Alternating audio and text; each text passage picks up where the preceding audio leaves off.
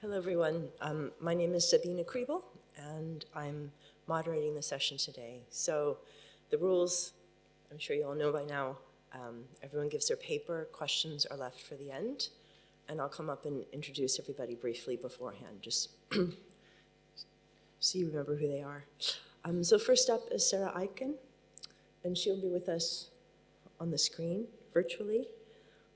She's the PhD student who is associated with the BePAPER project, and her investments circulate word and image, and that's what we'll be thinking about today.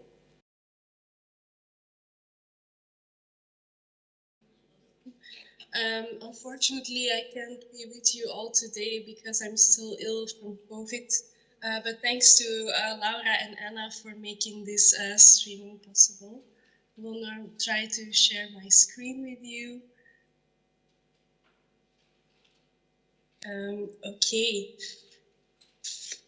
I have discovered that black and white compositions on paper in Belgian abstract art is a subject far more interesting than one is at first sight inclined to think. Unfortunately, within the brief time that has been allotted to us, I can merely try to present you with a few, hopefully interconnected observations and examples with which I assume many among you are to a certain extent already familiar. At first sight, the presence of black and white works on paper seems to be nothing remarkable.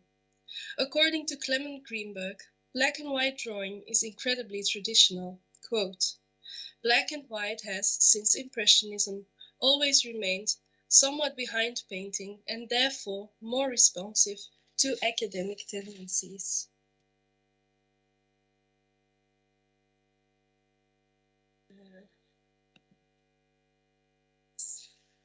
Yet I would, however, argue that the black and white compositions of the Belgian constructivist and abstract artists of the circle Moderne Kunst and Plastic Pur were an innovative part of their artistic production, and that these works might be prime illustrations of their aesthetics and ideology. Indeed, while color painting remained important, for these artists, paper also became very much a medium of experimentation with the non-colors. While Herwart Walden of Der Sturm, in a letter to artist Joseph Peters, doubted that an exhibition with only graphic work would have much effect, I will try to show that these black and white works are as vibrant as those in color. Their ubiquity is partly attributable to the emergence of the magazine as the medium of choice for the dissemination of avant-garde ideas and art. In Belgium, these works were featured in Zettaar, het overzicht or the overview, and the driehoek or the triangle, and were explicitly called in reviews black and white plastic, stating their importance. Zettaar considered art to be the active expression of society. The magazine, to which Warmoes referred as, quote, "the bulletin of the international avant-garde," unquote, had the ambition to discuss all 7 art disciplines. Het Overzicht, originally a Flemish nationalist magazine, changed its focus towards avant-garde art when the artist Joseph Peters became co-editor. Peters also edited the Driehoek, the only official constructivist magazine in Belgium.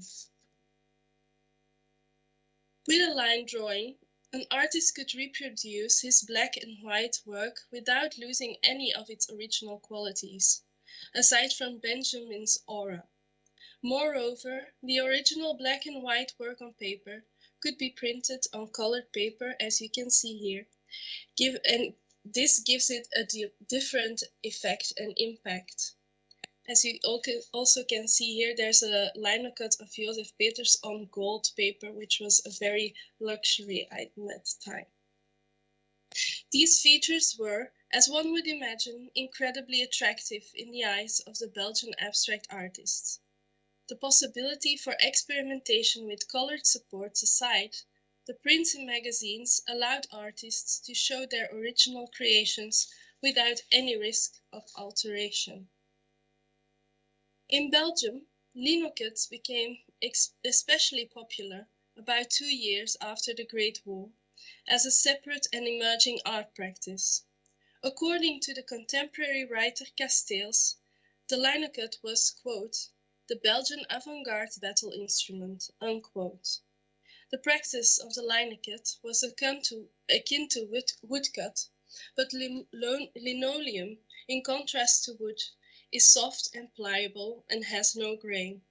Moreover, this industrial material does not require as much skill and is therefore ideal for experimentation.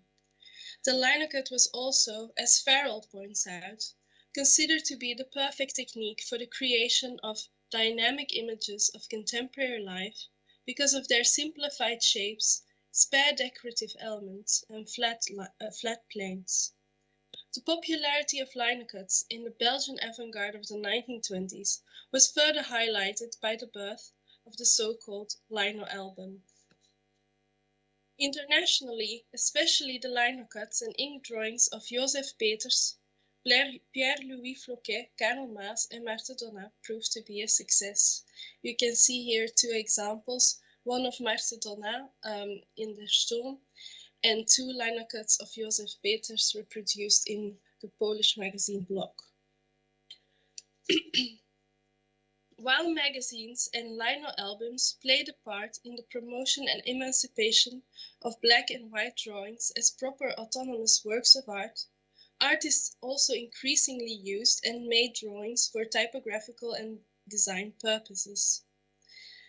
Berkelaars, later known as Sephore, mused that this monochrome plastic art, quote, simply wants to obtain a concrete live ornamentation, not in portaive frames, but in the form of applied art, unquote.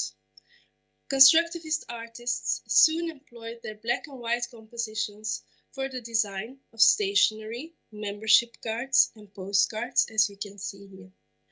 These compositions, therefore, can be interpreted as some of the first examples of Belgian graphic design and were, according to Casteels, considered as real works of art in their own right by the artists themselves. Quote, a monogram made with a single line and 2 dots is for Peters a work of art of the same level as a more solid composition. This is in line with Sichold's view of the origins of graphic design in Die Neue Typographie. Peters, Leonard, and Floquet were also interested in page layout. In 1925, Floquet turned Setard into a geometric abstract composition with a tension between the white space of the page and the thick black, discontinuous and orthogonal lines. Lund compares them to Lisitsky's typographical work. Peters went even as far as to say that the typographical arrangement of the text and the letter should be considered as a form and should be its own decoration, and that the constructivist graphic artist's task should be to create a harmony of black and white. In Jos Leonard's Studio Novio Manifesto, one can read, quote, we salute reverently those who understand our work, the harmony of black and white, the balance of a text, and our healthy ornate drawings, which immediately put all the weak, lukewarm, banal things of recent years in a pale shadow. Casteels considered the black and white abstract lino to be a decorative element related to interior design and especially architecture, as these creations were all inspired by the same artistic principles, namely, quote, exact volume, simple lines, rhythm, and utility, unquote. Setard found that all art forms needed to conform to, quote, the decorative and functional demands of architecture and to its social purpose. As Servillon observes, the universal nature of geometric abstraction was a vital tool for the improvement of the community. The line block of a facade composition by the architect Victor Bourgeois, for instance, with its dynamic combinations of black rectangles, for the window and door openings looks like an abstract geometrical composition, while the architectural drawing in black ink by de Koning, while less abstract, has the same patterns of grids and hatchings. Interesting in this context is also Koschek's notion of beeldarchitectuur, or picture architecture, which was already used by Popova in 1915, as Forgách mentions. The Hungarian artist who corresponded with a Belgian constructivist and exchanged line blocks for their magazines saw architecture as a, quote, synonym for order, and the label picture architecture signified a disciplined composition, unquote. Abstract black and white compositions with their geometric patterns were often described as decorative by several critics of the movement, a term they meant in a pejorative way. Peters, however, disagreed. Quote, "Pure art was always decorative. Does the art value drop when the work has to be put on a trim of a dress or on a rug?" He also expressed his disdain for the word artistic, and in his opinion, artistry belonged in the jingling of a variety show. Sympathetic art reviewers, however, praised the monochrome artworks on paper for their powerful simplicity, their harmonious play with contrasts and innovative rhythms of shapes. In contrast, more skeptical writers lamented the barren monotony of geometric abstract art in general. Roger Avermaet of Lumière was opposed to its cerebral character, which left no room for imagination and personality. The lack of individual emotion, however, was a positive feature from the constructivist perspective. The leading Dutch constructivist of the style, Van Doesburg, qualified modern art as the expression of unity and harmony in his 1920 Antwerp lecture Klassiek Baroque Modern, which had considerable impact on the Belgian constructivists.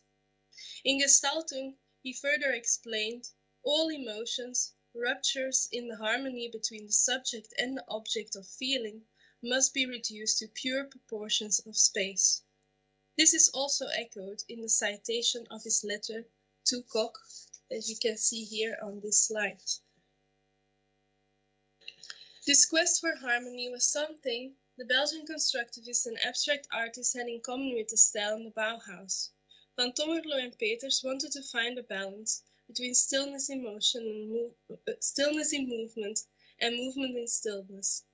This desire for equilibrium can also, in my opinion, be found in their monochrome experiments on paper, as it unites some tactics of dynamism found in futurism. You can see here, for instance, a futurist work by our only futurist in Belgium, Jules Malzigaud, with Kandinsky's views, influential with the Belgian first abstracts, of white as a dynamic force full of resistance and black as stillness devoid of resistance.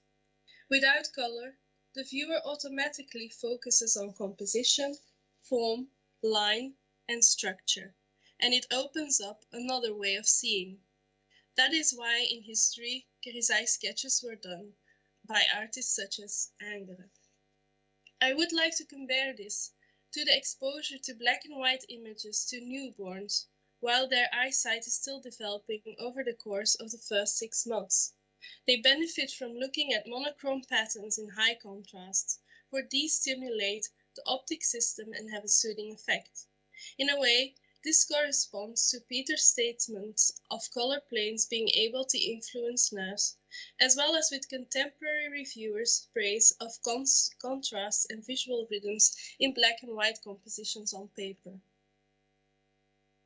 Given these characteristics, of course, the simple monochrome was not only limited to art on paper, but also found its way into many iconic works of avant-garde painting at the beginning of the 20th century, such as Malevich's Black Square and works by Van Doesburg and Mondrian. In their monochrome paintings, which all have an undeniable graphic quality, these artists wanted to convey what they see as the essence of creation, not the depiction of an object, but the sheer materiality of the artwork and the formal features displayed, which liberated art from the shackles of reality. Moreover, it allowed for the possibility of a transcendental experience of both creator and spectator. Painting the black square, Malevich concluded, quote, "I transformed myself into the zero of form and emerged from nothing to creation." This connection between geometric black and white shapes and spirituality can be compared to Rosalind Krauss's reading of the grid, a prevalent motif in the 20th century. The grid, often in black and white, with its austere scientific and mechanical appearance, paradoxically carries a new kind of myth of spiritual dimension through its simplicity and its disconnect of realist space. Like many avant-gardists, the Belgian plastique pur artists incorporated the grid in their black and white geometrical compositions, although in a less minimalist way than their northern neighbors of the style. Most black and white compositions on paper of the Belgians were still characterized by a horror vacui, which might have been a remnant of the influence of Flemish expressionist graphic artists called the Vijf or the Five. The essence of materiality and form is especially manifest in black and white abstract and non-adjective art on paper. Most black and white constructivist works on paper had a lack of shading, as they intended to create, like in Japanese notan, an, I quote, "idealistic rather than realistic appearance," unquote. Others, however, found paper a great medium for spatial experiments by playing with gradients. Contrary to color works, the white paper support in black and white compositions is in itself an equally valuable part of the composition. Like the citation of Da Vinci illustrates, the whiteness of the paper as a material is most strongly highlighted by black. There is a distinction to be made between drawings pur sang and what Van Houten calls anti-drawings, with their black background as both a background and a part of the composition. In fact, when looking at the early black and white linocuts of Karel Maas, one discerns a play with transparency and a negation of the artist's hand, similar to that of the linocuts by Moholy-Nagy and his photograms, which were increasingly popular in the 1920s. This comparison shows great similarities between the black and white abstract compositions on paper made in Belgium and those of other European countries. The style of the graphic abstract art by the Dutchman Van der Zee, Willink, and especially Alkema clearly resembles the style of Peters and Associates. Also, as a contemporary Hungarian critic Marij noted, the abstract works by the Belgian constructivists were not at all that different from the art of Hungarian counterparts such as Kosak. This similarity rather touches on the most important characteristic of the international constructivism during the 1920s,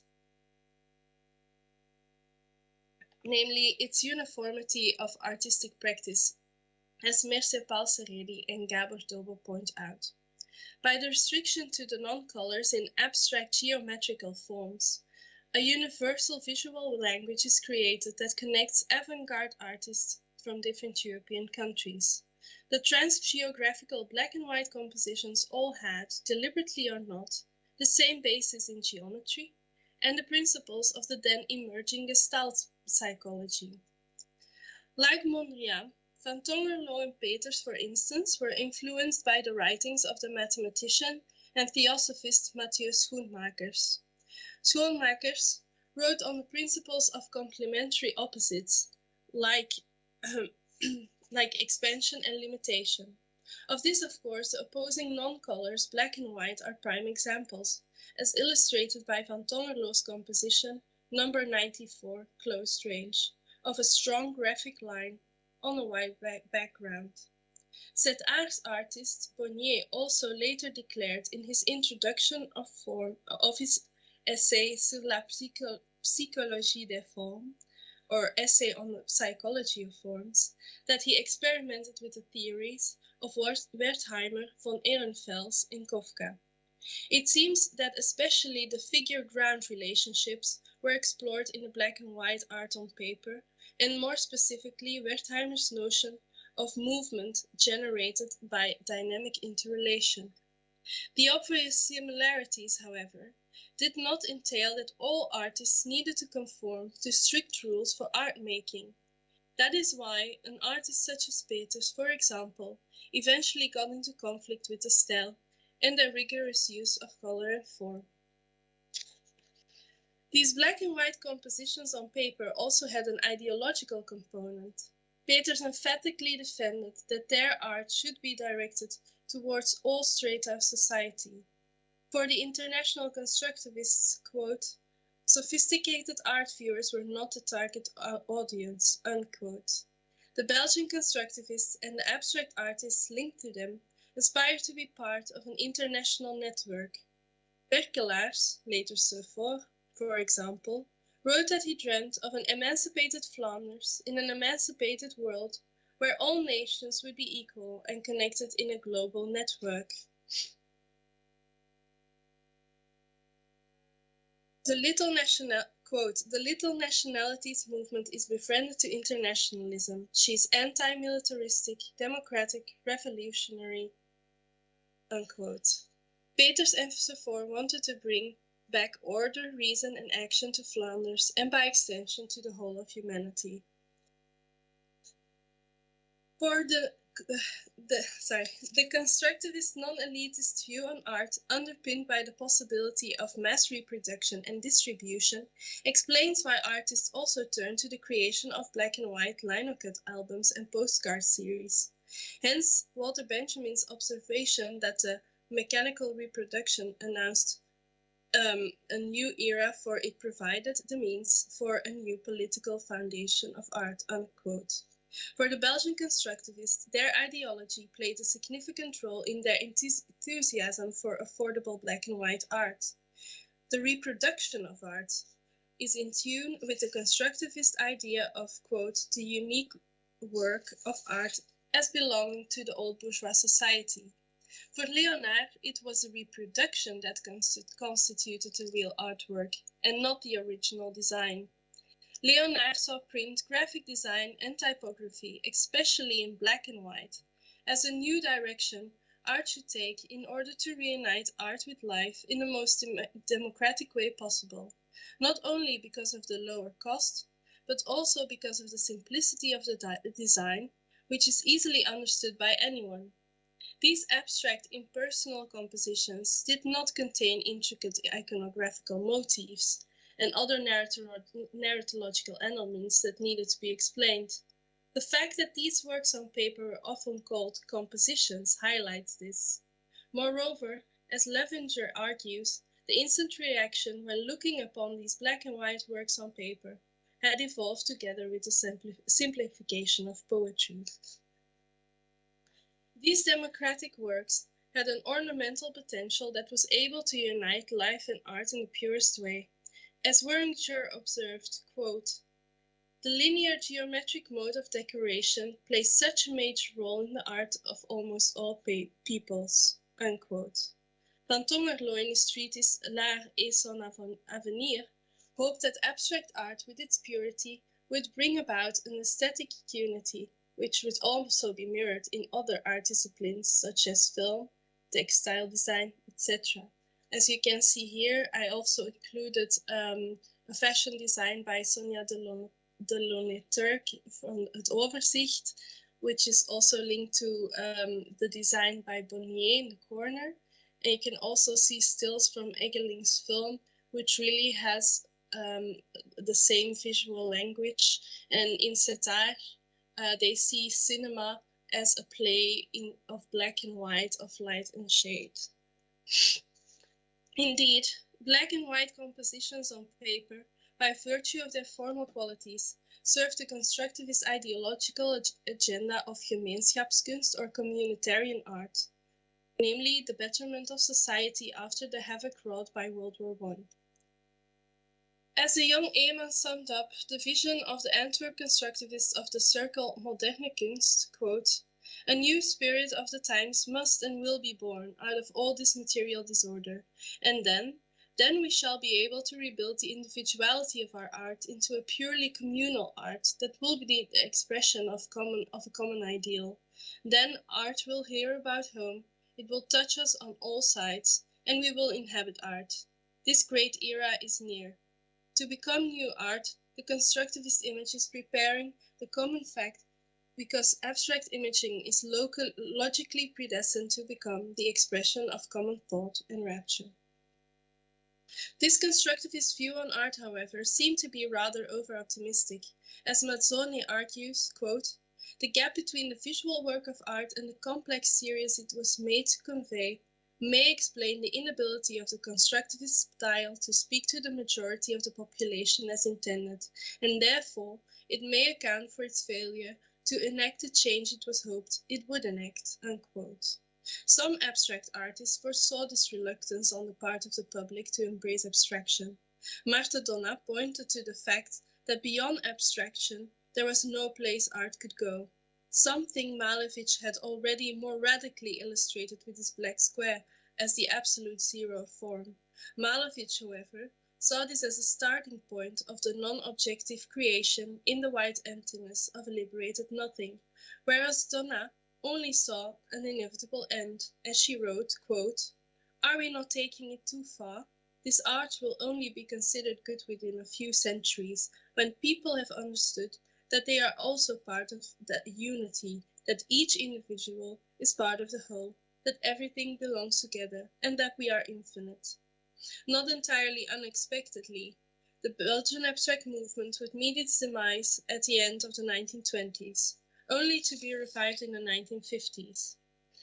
I would like to conclude concisely that black and white abstract compositions on paper were not only important visual manifestos of an idealistic avant-garde vision on art, but they were also able to withstand the test of time, mainly by virtue of their universal language. Thank you so much for listening.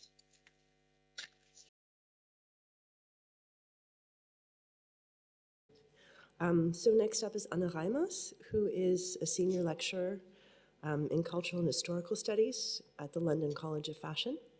And her work operates at the intersections of art and visual culture of Weimar Germany, modernism, and fashion.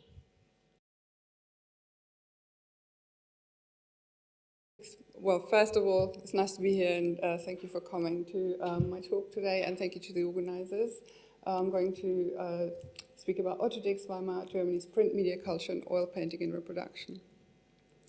Otto Dix was a leading figure of the Neue Sachlichkeit movement in painting in Weimar Germany, and he's without a doubt the most studied and exhibited of that movement today. This paper will reveal the artist's efforts to harness the promotional opportunities offered by the reproduction of his paintings in art journals, books, newspapers, while simultaneously insisting on medium specificity. At the center of the inquiry will be Dix's portrait of the poet Herbert Eulenberg, painted in 1925. Rather than offering an analysis of the painting's function as a portrait, I'll investigate issues of medium specificity and the problem of reproducibility on paper as fundamental to the painter's decision-making process and at the root of the artwork's aesthetics. I will argue that in an era when, as photographer Laszlo Moholy-Nagy put it, an almost imperceptible shift towards colorlessness and towards grey had occurred, Dix began to engage with an image economy that had developed around photographic reproductions of artworks on paper in a range of media outlets. And my talk today is based on, part of this research was recently published in my book, Otto Dix and Weimar Media Culture, Time, Fashion and Photography in Portrait Paintings of the Neue Sachlichkeit. Over the course of the 1920s, two paintings by Otto Dix were reproduced more often than any others.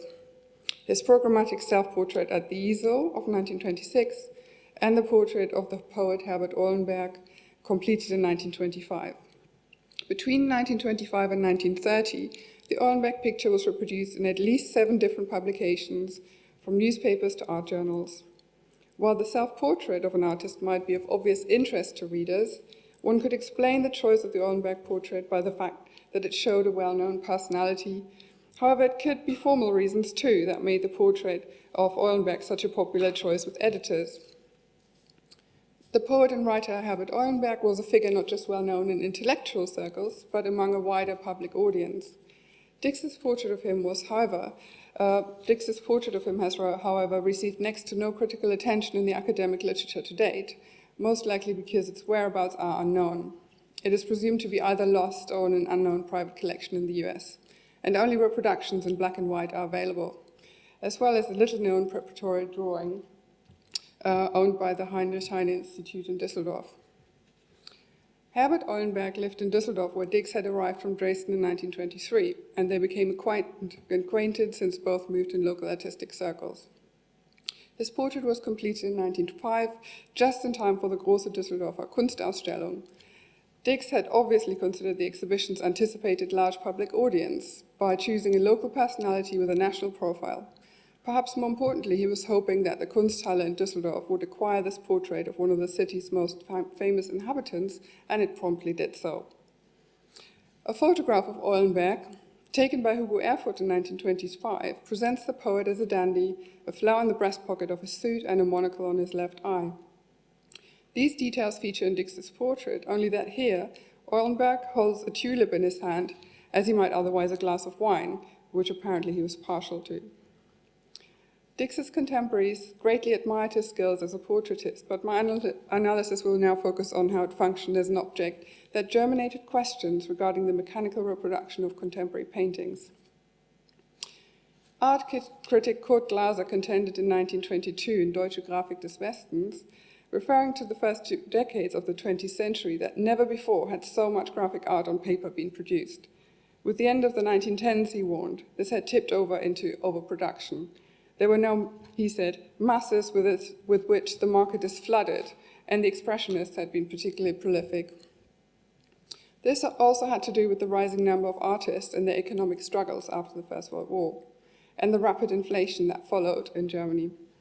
Works on paper were cheaper for artists to produce and for collectors to buy. Works designed for black and white reproduction, such as woodcuts, drawings, photographs of sculptures and architecture, were also still the preferred choice for illustrations in art journals and newspapers and books. As Rolf Sachse writes, quote, color printing was used very occasionally in magazines before the First World War, but was not employed widely because of its high cost. Only slow progress had been made to improve the quality of color photography and of photographic prints in color on paper, and photography and print culture remained almost exclusively black and white into the 1930s. There's only one source that can give us an idea of what the original colors of the painting were. Robert Breuer's review of the Dix retrospective at Neumann Niendorf Gallery in Berlin in 1926. Breuer praised it as a portrait that successfully avoided mere painterly virtuosity through strong characterization and a clever choice of colors. He described, quote, a reddened Epicurean head with smugly twitching lips, subtly caricatured drunkenness on girly blue ground, a coquettish tulip in hand, orange the waistcoat, blue-grey the suit. This information helps us understand why the painting looks so light overall in reproduction, with clear outlines and detailing and subtle grey gradations. The reproduction suggests a fairly homogeneous choice of colors with 2 light blue shades for the suit and the background. Dix chose a blue so light that it would reproduce almost white in some areas of the reproduction. A darker blue might have turned black, as this example of a portrait by Christian Schad shows in color and in black and white reproduction. Eulenberg's orange waistcoat translated into an even lighter shade of grey than the suit. The orange color of the waistcoat befitted Dix's reputation as a daring colorist, and also Eulenberg's as an eccentric. Other elements of visual stimulation that translated well into the black and white reproduction are details such as the emphasized buttons of the waistcoat, the tie chain of the pocket watch, and the flower in Eulenberg's hand. No part of the painting becomes very dark, so that details cannot be made out anymore. In comparison, reproductions of old master paintings were often poor in this regard, as art historian Richard Hamann pointed out in his article Zeichnende Künste und Fotografie, published in 1911, when referring to a photographic reproduction of a work by Rembrandt, quote, "A red robe sparkling like ruby, this most effective area of the painting apart from the female body becomes dark without tone, is not the effective accent anymore in the photograph." In fact, the question of how colors would translate into shades of grey in a photographic reproduction was the subject of much debate in the 19th century. At that point, it was still very difficult to reproduce blue in particular, because when using silver bromide emulsion, it was common, it would be very light, while green and red appeared almost black. By adding different colored filters when taking the picture, the photographer could darken or lighten different areas with regards to how they would appear in the negative, before then making decisions regarding the techniques used to produce the positive and the print as well. The defining feature of the portrait of Eulenberg in reproduction is its precision. While some reproductions of it may be lighter or darker and have stronger contrasts, such as the copies on the left in lower quality paper in the magazine Uhu and the Querschnitt on the right, the clarity and lightness of the image overall is maintained. The reproduction of the Eulenberg's portrait in art historian Hans Tietze's book Lebendige Kunstwissenschaft, the second from the left, printed on high-quality paper, is as subtle as the one in Die Kunst für alle, the next one along, with the matrix of small dots typical of the mechanical transfer process barely discernible. The latter, in Die Kunst für alle, is the only reproduction where, upon careful inspection, hints of brush strokes and texture on the surface of the artwork can be made out and provide evidence that the original was a painting, unless it was actually mentioned in the text underneath the picture, which it wasn't in most cases. All of these details contribute to a particular overall visual impression. At first sight, the image could be a graphic work rather than a photographic reproduction of a painting. It was unusual for Dix to choose such light colors for a whole painting, which suggests a particular motivation, and is together with the fine linearism that the reproduction in shades of grey aligns itself with the graphic arts. In other words, medium specificity of the original artwork did not translate in the reproduction, and the viewer was left unsure about the materiality of the image. What was more, it remained unclear which mechanical processes had been engaged to create it. The idea that a specific attitude towards reproduction may have shaped Dix's artistic program is supported by statements the artist made himself retrospectively on the subject. Dix explicitly laid out his thoughts on reproduction in the 1960s in a rarely referred to recorded conversation with friends. Crucially, he identified color as the only, perhaps he also meant the last, feature that differentiate paintings from other images. Quote, "The only thing that paintings have, the exciting aspect of the color values, right? And that is what, in my opinion, the most refined print works cannot create." End of quote. In contrast to what one might expect, the conclusion the artist drew from this was that one should not even attempt to reproduce his paintings in color. Reproductions should not aim to be as close to the original as possible, since the available processes were so deficient. I would argue that this constituted an embrace of the qualities and strengths of both mediums in which his paintings could be encountered. I'm quoting Dix again. "Well, I'm in favor of black and white print that does not correspond to the original, but is created with strong contrasts. One should take almost black for the dark colors and almost white for the light colors to create a rigid contrast. Therefore, completely different to the painting. It should be different to the painting!" Exclamation mark. End of quote. He also stated that giving the mechanical printed image a more independent status by way of a stronger impact using its own means would help mitigate the accusation of inauthenticity. Quote, "This is why I say much better black and white, because it's a stylization, it's a translation into another form, into an abstract non-color, into black and white, or rather grey nuances. You can imagine the color yourself." Dix made clear how specific this was to his own brand of realism by arguing that not all painting styles were unsuitable for reproduction in color.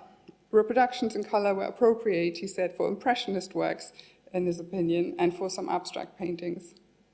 This insistence on divergent aesthetics, on the stylization of the original in reproduction, is essential to understanding why the portrait of Eulenberg worked so well in print, I argue, and why it would so successfully undergo what Dix described the process of translation into another form. It's my contention that Dix tried to ensure that his artwork would successfully transfer across media platforms, that he may have worked indirectly on how some of his work would look in reproduction to mitigate the potential devaluation of the original. For Dix, it seems, small photographic reproductions in black and white, printed on paper, in a magazine or journal, were so far removed from the original painting that they provided an entirely different aesthetic experience, and this was not necessarily a bad thing. Between 1922 and 1925, during his time living in Düsseldorf, Dix worked hard to establish a viable career as an artist. The first articles about him had started to appear in art journals, and some works were being sold by the small makeshift gallery of Johanna Eye in Düsseldorf before he would be represented by Karl Neuendorf in Berlin. He understood that these years were crucial. Important decisions had to be made, and this included which work should be submitted to group exhibitions or sent in photographic reproductions to editors, writers, and journalists. In my book, I'm talking a little bit more about this issue of sending photographic reproductions to curators and editors. For evidence that Dix was aware that media exposure could play an important role in his critical and commercial reception, and that he took an active charge of this, we have to explore his relationship with one of the most preeminent photographers in Germany at the time, Hugo Erfurth. It's well known that Hugo Erfurth took many portrait photographs of Dix over the course of the 1920s and beyond, and that Dix in turn created two large portrait paintings as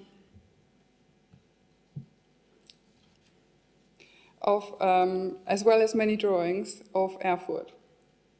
However, Dix had originally approached the photographer to commission him to make photographic reproductions of his work around 1920, probably. What impressed Erfurth's contemporaries, including Willy Warstadt, about his portrait photographs, about Erfurth's portrait photography, was the, quote, strong tension between tonal planes, the almost brutal restraint of characterization. And this visual vocabulary must also have appealed to Dix, whose portrait paintings were described in similar terms. Erfurth himself published several articles from the mid-1890s, assuming that the reproduction of the Eulenberg picture was also based on a photograph taken by Erfurth. So Erfurth himself published several articles about the processes he employed, and he explained bromoil printing's superior ability to produce an image with subtle tonal gradations. Quote, the most valuable aspect of a photograph, assuming a good overall composition and characterization, is its richness of grayscales, of tonal gradation. To fully exhaust the gradations of the brightest light and the deepest shadow that are contained in the negative, the oil pigment print could not be surpassed.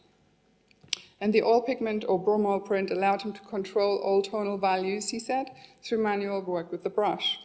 And such a skill would have been essential to the reproduction of high quality reproductions of artworks too. And there are letters that Dix wrote to collectors, curators, gallerists, editors, and friends in the 1920s that reveal further aspects of the important role photography and photographic reproductions of his paintings played in his career. Because compared to France, German artists were really spread out across the country, and sending photographs of artworks by post was essential to secure sales or commissions, have work included in exhibitions, and discussed in articles or reproduced in print media publications. But let me return one more time to this oil painting of Herbert Eulenberg in Reproduction. In his 1930 article, Original and Facsimile Reproduction, the art historian Erwin Panofsky discussed specifically facsimile reproductions of paintings and sculptures, developing the idea of a reproductive optics. He clearly differentiated facsimiles on the one hand from photographic reproductions of painting on the other, but without discussing the latter. So he's not discussing photographic reproductions of paintings. Panofsky's focus was on identifying the remaining formal differences between the original and its best possible copy, and the question whether a facsimile could really be confused with the original or not. So Panofsky contended that even if a high-quality printed facsimile reproduction in color of a painting could suggest surface facture, brushstrokes of a painting, the viewer's, he said, senses react to the reproduction's mechanistic quality. What is more, he argued, when the painting created on canvas was reproduced as a facsimile on paper, quote, a foreign material was used, so foreign to compared to the original on canvas. Of course, when confronted with photographic reproductions in black and white of Dix's Eulenberg portrait, viewers could be certain that they were looking at a page in a mass-produced journal or book and not a facsimile. However, I have argued that they were left in doubt as to whether there was in fact a foreign or mechanistic quality, because this would have been the nature of graphic work designed for reproduction on paper. According to the, what we're dealing with then, when looking at reproductions of the oil paintings, the poet Herbert Eulenberg, is therefore something extraordinary. Artworks that could accommodate their transferal across a range of media through an aesthetic of ambiguity that only revealed itself when seen in reproduction. I contend that Dix may have designed visual qualities into the original that directed the viewer away from an expectation that a photograph had been the medium of transfer towards the traditional medium of graphic prints, which was still more strongly associated with human labor. In almost all of the reproductions of his paintings from the 1920s, the subject of the painting is identified by name in the captions, but not the medium of the original artwork. More importantly, Dix had worked features into the original painting that challenged the viewer's association mechanism. In other words, he had mimicked what Rosalind Krauss has described as one of photography's defining features, that it is, quote, the perfect instance of a multiple without an original in its structural status as a copy. In the reproduction in a journal, the painting's commodity status changed from an object in the material world to an image of a simulacral order. This could also help explain Dix's strong preference for black and white reproductions. Copies printed in color could only be inferior versions of the original, while in black and white, the viewer was looking at an entirely different image. As Dix stated, and I've quoted this earlier, this is why I say much better black and white, because it's the stylization, it's a translation into another form. The artwork still remained a commodity for him, however, because it was the form in which people who wrote about, exhibited, or bought his art encountered it, and overall, probably more people saw reproductions of his work than original work at the time.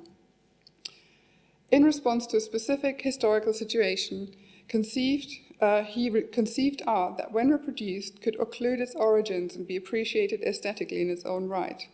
And if the copy could be appreciated as a complete artwork, then a reproduction, as Walter Benjamin proposed in his artwork essay, quote, not just enables the original to meet the recipient halfway in the form of a photograph, then the black and white photographic prints of the Eulenberg portrait can hardly be described as mere reproductions at all. Thank you.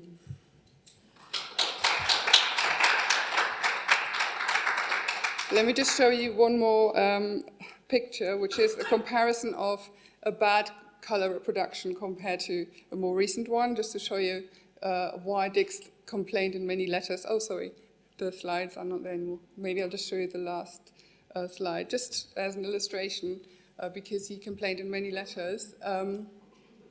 Sorry, the previous one. I'll go back here.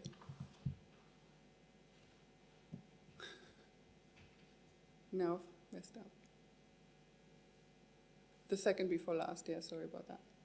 So you can see how different the colors are in the 1982 reproduction with the red belt, the tie looking almost green. So in the 50s and 60s, when he wrote many letters complaining to publishers, complaining to writers of these books, how bad the reproductions were, that even in the 60s, he was still having an issue with color reproductions and often said, this and this and this painting should be reproduced in black and white in the book and not in color.